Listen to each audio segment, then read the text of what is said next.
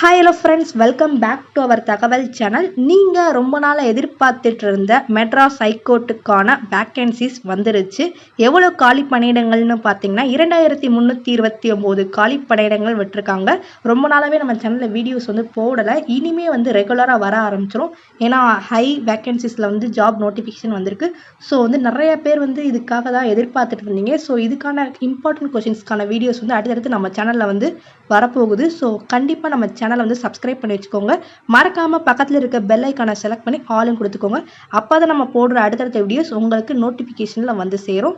இப்போ மெட்ராஸ் ஹைகோர்ட்டில் என்னென்ன வேக்கன்சிஸ் கொடுத்துருக்காங்க, அதாவது என்னென்ன போஸ்ட் கொடுத்துருக்காங்கன்னு பார்த்தீங்கன்னா office assistant, driver, watchman, junior, senior பெயிலிஃப்னு சொல்லி பலவிதமான போஸ்ட் கொடுத்துருக்காங்க. இதுக்கான குறைந்தபட்ச கல்வி தகுதி நீங்கள் எழுத படிக்க தெரிந்திருந்தால் வாட்ச்மேன் வேலைக்கு அப்ளை பண்ணிக்கலாம். அதுக்கும் மேலே ஆஃபீஸ் அசிஸ்டன்ட், டிரைவர் இந்த மாதிரி போஸ்ட்டுக்கு கல்வி தகுதி பார்த்திங்கன்னா 8th முடிச்சிருக்கிற மாதிரி இருக்கும். அடுத்ததாக ஜூனியர், சீனியர் பெயிலிஃபுக்கான கல்வி தகுதின்னு பார்த்தீங்கன்னா ஜெராக்ஸ் ஆப்ரேட்டர் இந்த மாதிரி போஸ்ட்டுக்கான கல்வி தகுதி 10th சொல்லியிருக்காங்க. இந்த ஜாபுக்கான லாஸ்ட் டேட்டுன்னு பார்த்தீங்கன்னா 27/5 May 27 தான் இந்த ஜாபுக்கான லாஸ்ட் டேட்டு.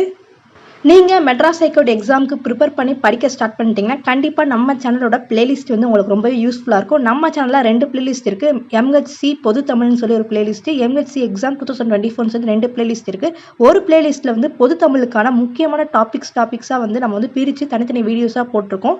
அடுத்ததாக பார்த்தீங்கன்னா மெட்ராஸ் ஹைகோர்ட் எக்ஸாம் சொல்லி தனியாக ஒரு பிளேலிஸ்ட் இருக்குது. இதில் இந்திய அரசியலமைப்பு, வரலாறு, வேதியியல், இயற்பியல்னு சொல்லி பலவிதமான டாபிக் வைஸ் நம்ம வீடியோஸ் 100, 200, 300, 400ன்னு சொல்லி முக்கியமான கொஷின்ஸாக நம்ம எடுத்து வீடியோ அப்லோட் பண்ணியிருக்கோம். இந்த பிளேலிஸ்ட்டை வச்சு விசிட் பண்ணி பாருங்கள்.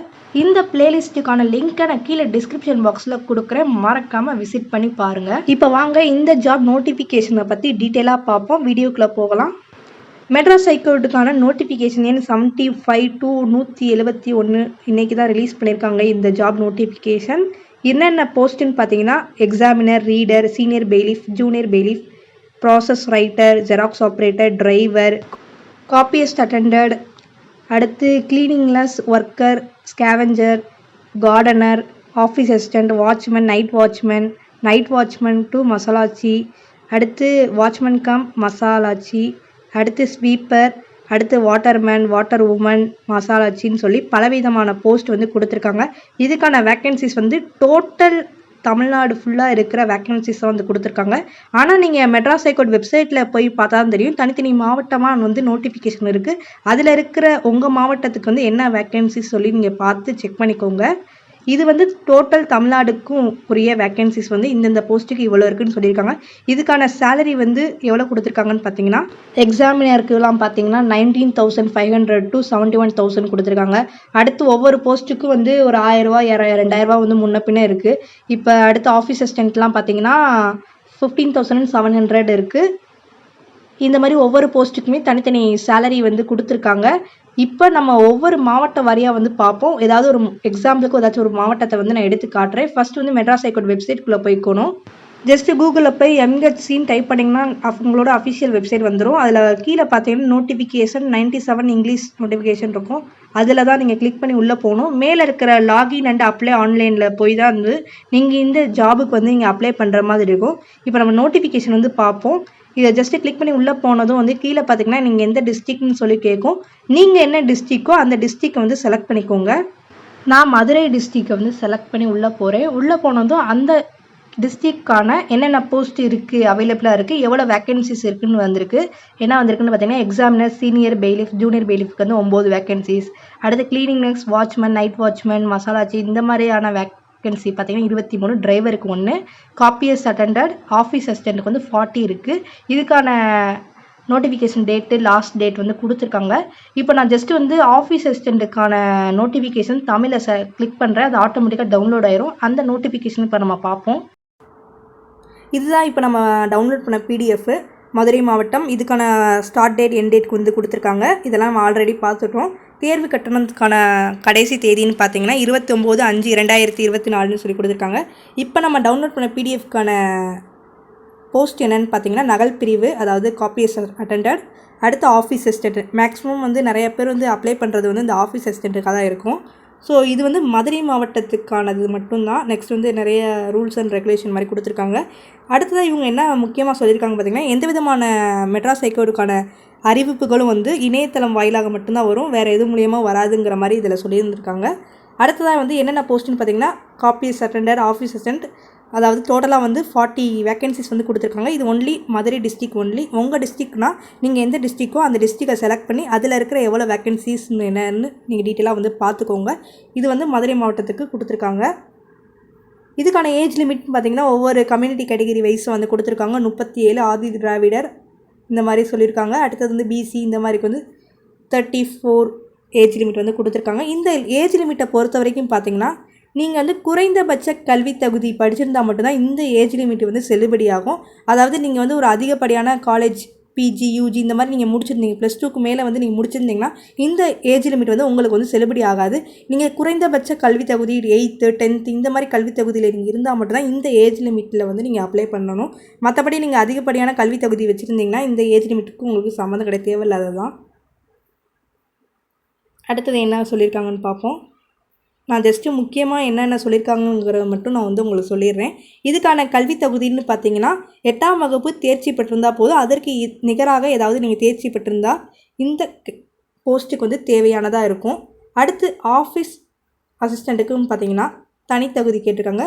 மிதிவண்டி வந்து ஓட்ட தெரிஞ்சிருக்கணும். அடுத்ததாக வந்து என்ன முன்னுரிமைன்னு என்னென்னு சொல்லியிருக்காங்கன்னா உங்கள்கிட்ட டிரைவிங் லைசன்ஸ் இருந்துச்சுன்னா உங்களுக்கு வந்து முன்னுரிமை வழங்கப்படுங்கிற மாதிரி சொல்லியிருக்காங்க. அடுத்து இந்த எக்ஸாமுக்கான தேர்வு கட்டணம் பார்த்திங்கன்னா 500 வந்து சொல்லியிருக்காங்க. பிசி எம்பிசி இந்த மாதிரி எல்லா கம்யூனிட்டிக்கும் வந்து இருக்குது. எஸ்சி எஸ்டி மாற்றுத்திறனாளிகளுக்கு வந்து எந்த விதமான எக்ஸாம் ஃபீஸும் இல்லை. இந்த கட்டண சலுகையை பற்றி இவங்க வந்து போட்டிருக்காங்க. அடுத்ததாக வந்து இதுக்கான எக்ஸாம் வந்து டோட்டல் மார்க் வந்து எவ்வளோன்னு பார்த்திங்கன்னா 100 மார்க்கு 2 மணி நேரம் வந்து எக்ஸாம் இருக்குங்கிற மாதிரி சொல்லியிருக்காங்க. பொதுத்தமிழ் வந்து 50 மார்க்குக்கும் பொது அறிவு வந்து 50 மார்க்குக்கும் வந்து சொல்லியிருக்காங்க. மாற்றுத்திறனாளிக்கு வந்து பொது ஆங்கிலம் வந்து எழுதிக்கலாம் அவங்களுக்கு. இதுக்கான குறைந்தபட்ச தேர்ச்சி மதிப்பெண் பார்த்திங்கன்னா பொது தமிழில் வந்து 20, பொது அறிவில் 20 சொல்லியிருக்காங்க. நெக்ஸ்ட் இந்த போஸ்ட்டுக்கான சிலபஸ்ன்னு பார்த்திங்கன்னா பொது தமிழில் வந்து 8ஆம் வகுப்பு வரைக்கும் நீங்கள் வந்து இருக்கிற பொது தமிழ் வந்து நீங்கள் படிச்சுக்கணும். அடுத்ததாக பொது அறிவுக்கு வந்து என்னென்ன கேட்புன்னு சொல்லியிருக்காங்கன்னா நடப்பு நிகழ்வுகள், அடிப்படை கணித திறன் மற்றும் வீட்டு பராமரிப்பு முறைகள், சுகாதாரம், உணவு தயாரிப்பு இந்த மாதிரியான இதெல்லாம் வந்து நீங்கள் படிச்சுக்கணும். பிகாஸ் வந்து ஆஃபீஸ் அசிஸ்டண்ட்டுக்கான வேலை வாய்ப்பு வந்து மேக்ஸிமம் இந்த மாதிரி தான் இருக்கும். நீங்கள் வீட்டு வேலை செய்கிறது, இந்த மாதிரி வீட்டை பராமரிக்கிறது, இந்த மாதிரியான கொஷின்ஸ்லாம் வந்து உங்களுக்கு இடம்பெறும் பொது அறிவில்.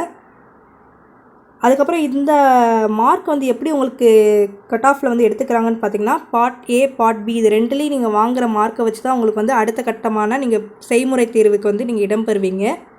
ஸோ செய்முறை தேர்வு வந்து ஆல்ரெடி இங்கே மெட்ராஸ் ஹைகோர்ட் எக்ஸாம் வந்து எழுதிருந்தீங்கன்னா உங்களுக்கு செய்முறை தேர்வு வந்து எப்படி இருக்குன்னு தெரிஞ்சிருக்கும். ஸோ நீங்கள் இப்போ தான் ஃபஸ்ட் டைம் எழுத போகிறீங்கன்னா செய்முறை தேர்வு வந்து நடக்கிறதுக்கான இடம் வந்து அந்த நேரத்தில் தான் உங்களுக்கு வந்து அறிவிப்பு வரும். அது எப்படி இருக்குன்னு பார்த்தீங்கன்னா ஜஸ்ட் வந்து பூ கட்டுறது, எக்ஸாம்பிளுக்கு நான் சொல்கிறேன், இந்த மாதிரி தான் வந்து லாஸ்ட் டைம் வந்து இருந்துச்சு. துணி மடிக்க சொல்லுவாங்க, நெக்ஸ்ட்டு வந்து கோலம் போடுறது, இந்த மாதிரி ஒரு சின்ன சின்ன வேலையை வந்து செய்ய சொல்லுவாங்க. அதுக்குன்னு ஒரு குறிப்பிட்ட டைம் வச்சு அது வந்து அதில் வர மதிப்பெண்ணில் தான் வந்து செய்முறை தேர்வுக்கான மார்க்ஸ் வந்து போடுவாங்க. இந்த மாதிரி தான் வந்து ஆஃபீஸ் அசிஸ்டண்ட்டுக்கு வந்து இருக்கும் செய்முறை தேர்வு. இது வந்து டீட்டெயிலாக உங்களுக்கு இது பற்றின வீடியோ வேணால் நெக்ஸ்ட் வீடியோவில் வந்து நான் அதை பற்றி போடுறேன். அடுத்ததாக வந்து இதில் நீங்கள் பாஸ் பண்ணதுக்கப்புறமா வாய்மொழி தேர்வு வந்து நடக்கும். ஜஸ்ட் இன்டர்வியூ மாதிரி நடக்கும். இதில் எல்லாத்துலேயும் நீங்கள் பாஸ் பண்ணதுக்கப்புறம் உங்களுக்கான ஜாப் வந்து கன்ஃபார்ம் ஆகிரும். இதுதான் வந்து அவங்க டீட்டெயிலாக வந்து போட்டிருக்காங்க. நெக்ஸ்ட்டு பார்த்திங்கன்னா ஒவ்வொரு கம்யூனிட்டி கேட்டகரி வைஸாக வந்து வேக்கன்சிஸ் வந்து பிரித்து போட்டிருக்காங்க. இது வந்து ஜஸ்ட்டு மதுரை மாவட்டத்துக்கு மட்டும்தான். நீங்கள் வந்து உங்கள் மாவட்டத்துக்கு எதுவோ அதை சூஸ் பண்ணி நீங்கள் வந்து பாருங்கள். உங்களோட கேட்டகரிக்கு வந்து எவ்வளோ வேக்கன்சிஸ் இருக்குதுன்னு சொல்லி தெரிஞ்சுக்கிட்டு அதுக்கேற்ற மாதிரி நீங்கள் அப்ளை பண்ணுங்கள். ஏன்னா வந்து உங்களோட கேட்டகரி வந்து வேக்கன்சிஸே இல்லாமல் நீங்கள் அப்ளை பண்ணிங்கன்னா அவங்க வேஸ்ட்டு. நீங்கள் அமௌண்ட்டு கட்டியும் எக்ஸாம் எழுதி நீங்கள் என்ன தான் பாஸ் பண்ணாலும் உங்கள் கேட்டகரிக்கு இல்லைன்னா நீங்கள் எக்ஸாம் எழுதி எல்லாமே வந்து ஒரு யூஸ் இல்லாமல் போயிடும். ஸோ என்ன ஏதுன்னு சொல்லி டீட்டெயிலாக பார்த்துட்டு அப்ளை பண்ணுங்கள். ஏன்னா வந்து இது ரொம்ப ரொம்ப இம்பார்ட்டண்டான கேட்டகரி. ஸோ வந்து நீங்கள் பார்த்துக்கோங்க. அடுத்ததாக வந்து எக்ஸாமினர் சீனியர் பெயிலிஃப் ஜூனியர் பெயிலிஃப்க்கான பிடிஎஃப் வந்து டவுன்லோட் பண்ணி பார்த்துடலாம். ஏன்னா வந்து அதுக்கான கல்வி தகுதின்னு பார்த்தீங்கன்னா 10th. ஸோ வந்து தமிழில் நோட்டிஃபிகேஷன் கிளிக் பண்ணி டவுன்லோட் பண்ணிடுவோம். இந்த நோட்டிஃபிகேஷன் தான் வந்து எக்ஸாமினர் சீனியர் பெயிலிஃப் ஜூனியர் பெயிலிஃப்க்கான நோட்டிஃபிகேஷன் மதுரை மாவட்டம் தான். இதுக்கான வேக்கன்சிஸ் வந்து எவ்வளோ கொடுத்துருக்காங்கன்னா சேம் அதே நோட்டிஃபிகேஷன் தான். என்ன ஒன்று சேஞ்ச் ஆகும்னு பார்த்தீங்கன்னா கல்வி தகுதி, எக்ஸாம் பேட்டர்ன், சிலபஸ் மட்டும்தான் சேஞ்ச் ஆகும். ஸோ நம்ம டேரெக்டாக அதுக்கு போயிடலாம். இதுக்கான வேக்கன்சிஸ் வந்து கொடுத்துருக்காங்க. இதுக்கான சேலரியும் வந்து கொஞ்சம் அதிகப்படியான சேலரி. ஏன்னா வந்து கல்வி தகுதியை பொறுத்த வரைக்கும் 10th ஸ்டாண்டர்ட். ஸோ வந்து அதனால சேலரியும் வந்து கொஞ்சம் அதுக்கேற்ற மாதிரி உயர்வாக இருக்குது. ஸோ சேம் அதே பேட்டர்ன் தான், ஏஜ் லிமிட் எல்லாம் கொடுத்துருக்காங்க. இதுக்கான கல்வி தகுதின்னு பார்த்தீங்கன்னா 3 போஸ்ட்டுக்குமே வந்து குறைந்தபட்ச கல்வி தகுதி 10ஆம் வகுப்பு வந்து பாஸ் பண்ணியிருந்தால் போதுமானது. மேற்படியாக நீங்கள் எவ்வளோ படிச்சிருந்தாலுமே ஓகே தான். அதை பற்றி தான் வந்து சொல்லியிருக்காங்க. அடுத்த சேம் பேட்டர்ன், எக்ஸாம் ஃபீஸ் எல்லாமே வந்து அதே தான், அதுக்கான இதுதான் கொடுத்துருக்காங்க. நெக்ஸ்ட் வந்து இதுக்கான எக்ஸாம் வந்து எப்படி கண்டக்ட் பண்ணுறாங்கன்னு பார்ப்போம். இதுக்கு வந்து உங்களுக்கு செய்முறை தேர்வுலாம் கிடையாது. டேரெக்டாக வந்து பொது எக்ஸாமு, அடுத்து இன்டர்வியூ, இதில் தான் வந்து உங்களுக்கு வந்து ஜாப் வேக்கன்சி வந்து கன்ஃபார்ம் ஆகுது. எழுத்து தேர்வை பொறுத்த வரைக்கும் 170 மார்க்குக்கு வந்து நீங்கள் எழுத போகிறீங்க. அடுத்த இன்டர்வியூக்கு வந்து 30 மார்க்கு. எழுத்து தேர்வு 170 மார்க்கு பார்ட் ஏ பார்ட் பியாக வந்து பிரியுது. பார்ட் ஏல வந்து 50 மார்க்கும், பார்ட் பியில் வந்து 120 மார்க் வந்து கொடுத்துருக்காங்க. இதுக்கான குறைந்தபட்ச தேர்ச்சி வந்து 20 மார்க் பொது தமிழ்லையும், பொது அறிவுகளை வந்து 48 மார்க் வந்து சொல்லியிருக்காங்க. பொது அறிவு, திறனாய்வு ப்ளஸ் வந்து மனக்கணக்கு, அதாவது ரிசோனிங் இன்டெலிஜென்ஸ், இந்த மாதிரி வந்து ஆப்டிடியூடு, இந்த மாதிரி ஆனது சிலபஸும் வந்து இதில் ஆட் ஆகிருக்கு. ஏன்னா வந்து இது வந்து அப்படியே பார்த்திங்கன்னா வந்து டிஎன்பிசிக்கான எக்ஸாம் சிலபஸ் மாதிரியே தான் இருக்குது. மேக்ஸிமம் வந்து 10ஆம் வகுப்பு வரை வந்து பொதுத்தமிழ் வந்து நீங்கள் படிச்சிருக்கணும். அடுத்ததாக வந்து பொது அறிவு வந்து என்னென்ன கொடுத்துருக்காங்கன்னு பாருங்கள். நடப்பு நிகழ்வுகள், பொது அறிவியல், வரலாறு, இந்திய தேசிய இயக்கம், HCF, LCM, இந்த மாதிரி ஆப்டிடியூடுக்கானது கொடுத்துருக்காங்க. புதிர்கள், பகடை, இந்த மாதிரி ரிசோனிங்க்கானதும் வந்து சிலபஸ் வந்து கொடுத்துருக்காங்க. ஸோ வந்து ஜூனியர் பெய்லீஃப், சீனியர் பெய்லீஃப் 10ஆம் வகுப்பு கல்வி தகுதியில் இருக்கிறதுக்கான சிலபஸ் வந்து இந்த மாதிரி தான் இருக்கும். 8க்கான சிலபஸ் வந்து நான் ஆல்ரெடி சொல்லியிருக்கேன், அது கொஞ்சம் ஈஸியாக இருக்கும். அந்த மாதிரியானதுக்கெலாம் வந்து செய்முறை தேர்வு இருக்குது. இதுக்கான கட் ஆஃபும் எப்படி எடுக்கிறாங்கன்னு பார்த்தீங்கன்னா, பார்ட் ஏ பார்ட் பி இரண்டையுமே வந்து எடுத்து ஆட் பண்ணி அதில் வர மார்க்கை வச்சு தான் வந்து அடுத்த இன்டர்வியூக்கு வந்து தேர்வு செய்கிற மாதிரி சொல்லியிருக்காங்க. ஸோ இதுக்கு வந்து இந்த போஸ்ட்டை பொறுத்த வரைக்கும் உங்களுக்கு வந்து எந்த விதமான செயல்முறை தேர்வும் எதுவுமே கிடையாது. ஜஸ்ட் வந்து எக்ஸாம், அடுத்த இன்டர்வியூ, அவ்வளோதான். இதுதான் சொல்லியிருக்காங்க. தேர்வு நடைபெறும் நாள் வந்து நெக்ஸ்ட் வந்து அறிவிக்கப்படும். அது வந்து மெட்ராஸ் ஹைகோர்ட் வெப்சைட்டில் தான் வருங்கிற மாதிரி சொல்லியிருக்காங்க. அடுத்ததாக பார்த்திங்கன்னா இதுக்கான கேட்டகரி வைஸ் வந்து கொடுத்துருக்காங்க வேக்கன்சிஸ். ஸோ மேக்ஸிமம் வந்து தேவையானது ஃபுல்லாக கவர் பண்ணிட்டேன்னு நினைக்கிறேன். ஸோ நம்ம சேனல் வந்து நீங்கள் சப்ஸ்கிரைப் பண்ணி வச்சுக்கோங்க. ஏன்னா வந்து மெட்ராஸ் ஹைகோர்ட்டுக்கு ப்ரிப்பேர் பண்ணிட்டு இருக்கீங்கன்னா இம்பார்ட்டன்ட் கொஸ்டின்ஸ் வந்து நம்ம அடுத்தடுத்து நம்ம வீடியோஸில் வந்து போட்டுட்டு வந்துட்டுருக்கோம். ஸோ கண்டிப்பாக வந்து யூஸ்ஃபுல்லாக இருக்கும் உங்களுக்கு. ஆல்ரெடி நம்ம பிளேலிஸ்ட்டை போய் நீங்கள் விசிட் பண்ணி பாருங்கள். ஏற்கனவே பலவிதமான வீடியோஸ் வந்து போட்டிருக்கோம். கண்டிப்பாக உங்களுக்கு வந்து அது யூஸ்ஃபுல்லாக இருக்கும். தேங்க்ஸ் ஃபார் வாட்சிங்.